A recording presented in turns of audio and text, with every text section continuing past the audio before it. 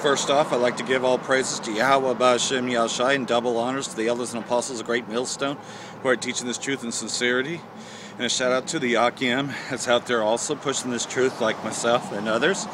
And of course, like everything else though, this is going to be my location for a little while until I get another backup location. I'm not going to be like the Sakari group, deliberately getting myself arrested, or like the other guy that on video who decided to film the whole thing but was refusing to give the officer his proof of identification in the passenger seat.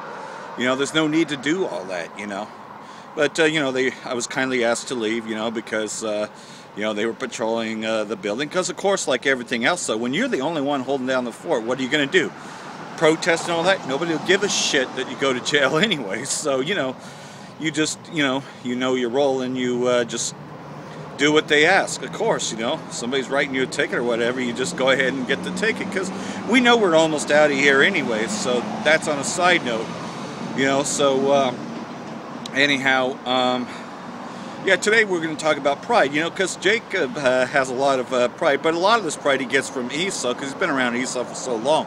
The conditioning of this place, and so we'll talk about that, but first talk about the things that need to be talked about: mark of the beast, and of course the downfall of Babylon the Great, America. And we'll start in Isaiah chapter 17. Chapter 17, verse 12. Woe to the multitude of many people which make a noise like the noise of the seas, and to the rushing of nations that make a rushing like the rushing of mighty waters. Of course, let's talk about America, Babylon the Great. And we know that the place of the United Nations is right there in New York, which is part of Babylon the Great. The nations shall rush like the rushing of many waters, but Yahweh shall rebuke them, and they shall flee far off, and shall be chased as the chaff of the mountains before the wind, and like a rolling thing before the whirlwind. And the whirlwind, of course, is talking about the thermonuclear destruction that's soon to hit Babylon the Great, America. So the Most High is going to let all the nations come against Babylon the Great, America. And behold, at evening tide trouble, and before the morning he is not. This is the portion of them that spoil us, and the lot of them that rob us. So we know that's talking about America, Babylon the Great. Now I'm going to go into Isaiah chapter 18. Woe to the land shadowing with wings, which is beyond the rivers of Ethiopia. Again, when we were chased out of the Holy Land and into the deserts there, we went beyond the rivers of Ethiopia. And so, of course, this is talking about America. That sendeth ambassadors by the sea, even in vessels of bulrushes upon the waters, saying, Go ye swift messengers to a nation scattered and peeled, to a people terrible from their beginning, hither to a nation meted out and trodden down, whose land the rivers have spoiled. Again, it's talking about America, Babylon the Great. And all ye inhabitants of the world and dwellers on the earth see you, when he lifted up an ensign on the mountains, and he bloweth a trumpet, hear ye. And that's what we're doing right now, prophesying on the streets of Babylon the Great. America, as we're blowing the trumpet, letting our people come out of their slumber, waking them up as to who they are. Blacks, Latinos, Native Americans, that you are the real Hebrew Israelites. That those Amalekites, the Khazars that are calling themselves Jews, are not the real Jews of the Bible. That Blacks, Latinos, Native Americans are the real Israelites. And that we have not returned to our land, that we are still scattering abroad to that nation of rushing waters, which is talking about America, Babylon the Great, because that's where most of us is in that multitude. And so, you also have confusion of faces like myself, that, don't look like, but yet have the spirit of, and you can always tell who has the spirit and who doesn't, because, if you're understanding this and you're receiving this, and most likely you're an Israelite, Doesn't matter what you look like, because again, we were scattered to that multitude of nations, which is Babylon the Great, America, where the northern and southern tribes would both be trodden down together. And here we are in that. But, you know, this pride, you know, which most of the pride of Esau, but, you know, Jacob has that pride too, you know. In the essence, you know, I was just watching that show, Everybody Hates Chris, and I had noticed something there. I didn't even know there was a category for this, but, you know, Chris said, you know, my mom was a ghetto snob. You know, she was acting too proud. And in the episode, you know, the father who works hard, you know, working 2 jobs, you know, finds himself $200 worth of food stamps. And, you know, she's too proud to spend food stamps because she doesn't want her friends to know what she thinks of her. You know, so they call that ghetto snob. You know, that's a category. You know, and of course, you know, no doubt the so-called white man, you know, is who Jake goes to, you know, whenever there's times of trouble. But then you got amongst that ghetto snobs, you know. Pretty much people acting like they're too proud, you know, because I thought it was just people acting like they're rich, but you ain't rich because you in the ghettos, you know. I have a friend that acts like that.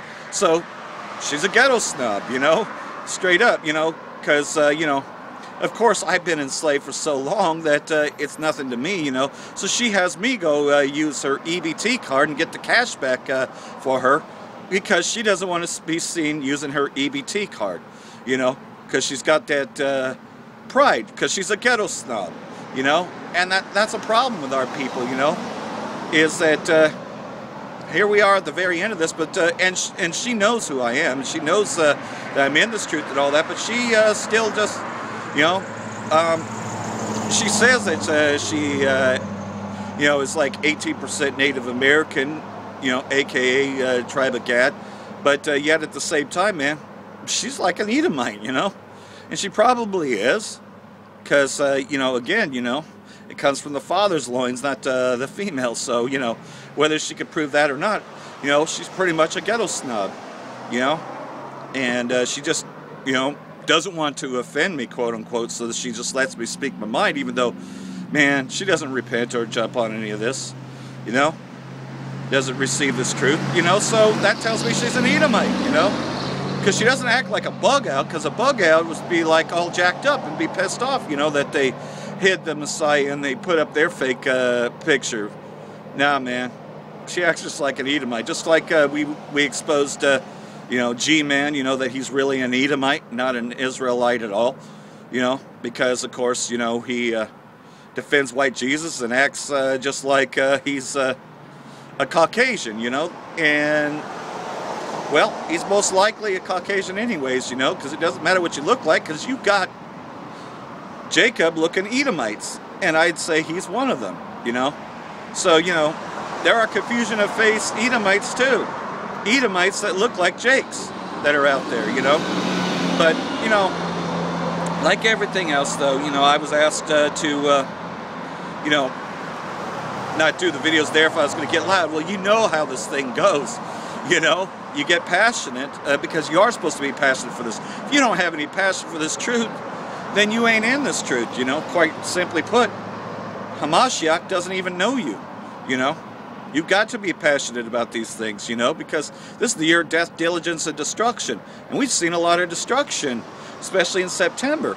And now they're popping off false flags right and left and doing rehearsals, you know.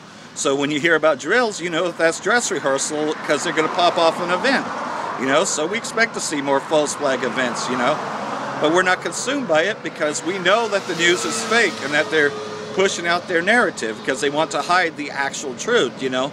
Such as the insurrection that's happening in Syria and Iraq and Turkey and Iran. They're trying to get the focus off that, but really what they're doing is they're using an old plan to make Kurdistan its own state, and that's why the election's there. Of course, because Kurds are the new terrorists. They're the new ISIS terrorists, you know. And, of course, we know that Kurds are really Edomites. You know, they're Edomites because of the fact that, you know, pretty much Esau had mixed up with the Ishmaelites because all the nations together were confederate with Esau in enslaving the Israelites, you know. And so they had their bed and were with the Edomites. So really, it's Edomites pretending to be Muslims, you know, to convince you that there's ISIS, you know, and just pretty much anybody could be considered a terrorist because this is what they wanted ultimately, was to push off that narrative. So of course, like everything else though, you know, when the refugee crisis came, you know, they pretty much said, well, there might be ISIS about. Well, isn't that kind of funny? Now you got a refugee crisis here that was manufactured here in this piece of shit America, and guess what? You know, same thing came back to bite them, you know. FEMA camps, Walmart centers, you know, people are being taken into those places, you know, because, you know, it's, you know, it's the lot of them that rob us, that have spoiled us, you know, and that's how this place pretty much was conquered and defeated.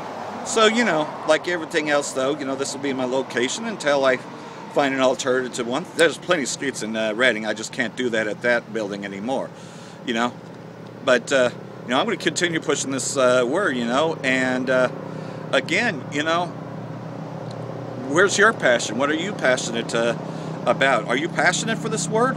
For the word of Yahweh B'Hashem Yahushai, which differs with everything we've been taught?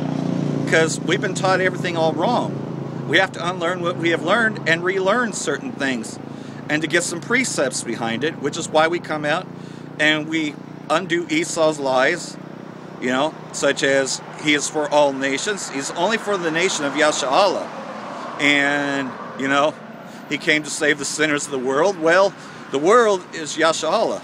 So the sinners among that, because who was the law given to? It was given to the Israelites. So that does not apply to Edomites or any other places, because they were never given the law, you know, such as the dietary laws, which, you know, a lot of people still want to eat pork and seafood, you know, the forbidden ones like lobster and crab and shrimp. You know, they don't want to live as Hebrew Israelites, you know, so that's who are the transgressors, because to be a sinner means to transgress against the law. But if the law is not given to you, then you're not a sinner. You're pretty much, you're part of that wicked, the heathen, you know. But these laws don't apply, you know, so need not apply, you know. But, you know, we have to teach it correctly, you know, that these laws do apply if you're a Hebrew Israelite. You try to keep these laws to the best of your abilities, you know, and stop eating abominable foods, stop celebrating these wicked feast days. You know, like Halloween's coming up, Thanksgiving. You know Thanksgiving is nothing more than a bloodthirsty day, you know, and the whole reason why they even have a turkey to begin with is because the feathers of a turkey is made to look like the chiefs, which they conquered by, of course, saying that they came in with a peace treaty, and then they slaughtered every one of them at night, you know, like the cowards they are, you know. And pretty much they're the Redskins. Esau is the Redskins, not the tribe of Gad. But see, our people would rather call themselves everything else but who they are. They're not Indians, and they're definitely not Redskins, and they're definitely not Native Americans, because the name America is named after an Edomite, so they're not that either. They're the tribe of Gad. We were brought over here because we fled from Assyria. You know, and I say we as in we Israelites, because I look at the whole nation as the nation of Yasharahla, the 12 tribes. So, you know, when I say we, I'm talking about, you know, we Hebrew Israelites, the true ones. The true 12 tribes that are scattered forth and broad, you know. But like everything else, though, we were taught everything wrong, you know. We were taught plantation Christianity. Now we have to undo all that and come back to as to who we were, you know. And stop eating pork and these abominable foods, stop celebrating these wicked feast days, and, you know, start getting into this truth, start reading it for ourselves. Don't, and definitely get out of the 501c3 church. You know, don't let somebody else teach the Bible to you. Study it for yourself and receive that understanding, you know. Don't just take our word for it. Go and research it for yourself. That's what you're supposed to do, especially when you start coming into this truth, you know. Know that the biblical Edomites are the red people, and the red people are really the pink people, which, of course, is talking about Esau, you know. Don't let others tell you that Edomites are the Arabs, because the Arabs claim Ishmael. So they're the Ishmaelites, you know. The Edomites are the so-called Caucasians, the so-called white race, which they're not really white, they're red, you know. But you see, they want to take the focus off themselves. They don't want you to know, but the devil is here, having great wrath, Esau. And of course, like everything else, he wants to enslave you again with the microchip, the mark of the beast, the RFID implement, you know. And when I first saw this technology, you know, which I knew eventually was going to lead to being in the hand, I saw a card and you could just wave it over one of those things. You didn't have to slide it, you just wave it over there and it lets you access into this trailer park. Yeah, it was an RFID card, you know, and so we know that eventually they're going to put that in the right hand or forehead, and you're starting to see that being rolled out. People have that in Sweden, you know, to get on the transit system, and they're implementing that as well in Venezuela and many other places. 50 employees in Wisconsin had willingly took the RFID, mark of the beast. Just make no mistake about it, the RFID is either going to be in the right hand or forehead. And it doesn't matter which hand either, don't even get caught up on that, but it's an insurrection. It's going to be implanted into you. That you can't buy, sell, or trade unless you have this. So if you don't have it, you don't got an identity. You know, because they're going to do away with ID cards and all that. Pretty much that chip's going to be everything. And so a lot of our people are just going to willingly take that chip because they don't want to lose what they think they have, which over here you really ain't got shit anyways, you know. All the Edomites are the ones that are living it up richly, you know. Allowed to fuck up again and again and again and always given second or third chances. But if you fuck up, you know, that's your ass, and pretty much you're doing hard time. Of course, because this is the nation of rushing waters, the land that robbed us, you know, which is Babylon the Great, America. And this place is going to be destroyed real soon. And we're starting to see a lot of fallback now, because all these nations are starting to align themselves with Russia, of course, because they're tired of these lies. They're tired of these promises, but America never delivers on it. All they do is enslave them, you know. So they're pulling out of that. Most of all, though, this Kurdish state is the new ISIS state. It's a safe buffer zone. Another thing they don't want you to know about, which is why these false flag shootings and everything, is because, of course, the United States just shut down a Russian jet in that area that they're calling a safe zone, the Kurdish zones, which are really the terrorist zones where they're hiding the terrorists, because they're the same terrorists, pretty much. They just got a new flag, you know. And that's what's really going on over there, but they don't want you to know about that. So they can't really distract you with North Korea anymore, so they're rolling out more false flags. And of course gun control, because they're getting ready for the UN secret army, which is not really a secret, getting ready for the UN foreign army to come in and pretty much enslave everybody, put everybody in them Walmart FEMA centers. And with these manufactured hurricanes and earthquakes, people are already used to going to them FEMA Walmart centers. So, you know, things are heating up. This is the year of death, diligence, and destruction. And like everything else, though, you know, what are we to do in the meantime? Keep coming out here and proclaim this word until we no longer can, and keep the laws, the statutes, and commandments to the best of our abilities. And most of all, you know, supping with the Lord day in and day out. That is by receiving Him and receiving understanding of these scriptures. So I hope this has been edifying. Shalom.